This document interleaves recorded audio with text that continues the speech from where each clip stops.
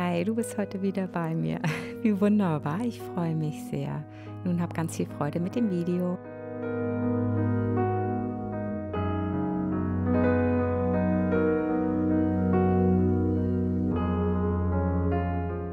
Vorab grundiere ich meinen Maluntergrund immer mit Gesso vor und lasse diesen anschließend gut trocknen.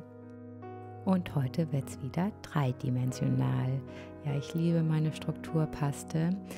Das Anrühren der selbstgemachten Strukturpaste verlinke ich dir jetzt mal oben rechts. Da kannst du dann in dem Video sehen, wie ich das gemacht habe.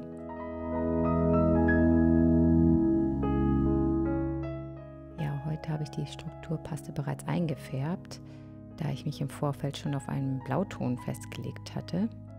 Und normalerweise bemale ich die getrocknete Paste ja erst später. Einfach aus dem Grund, weil ich immer erst das fertige Bild meistens betrachte und dann die Farbinspiration dabei entsteht.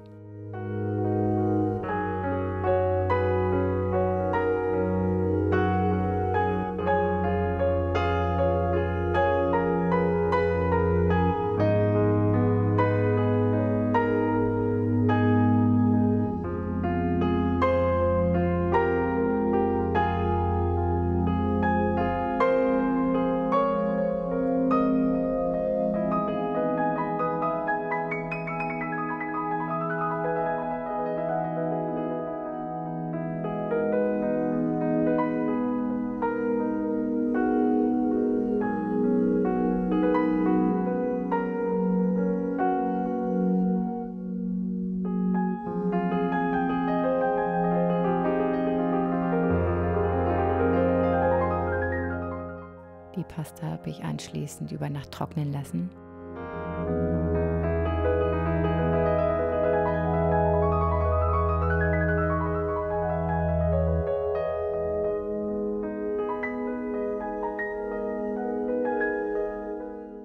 Insgesamt wollte ich das Bild aber etwas heller gestalten und bin deshalb mit einem Flachpinsel nochmal über die Erhebungen gegangen.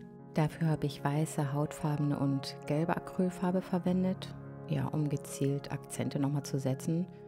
Und so entstand ein weicher, fast nebeliger Effekt. Nach meinem Empfinden nun sehr stimmig.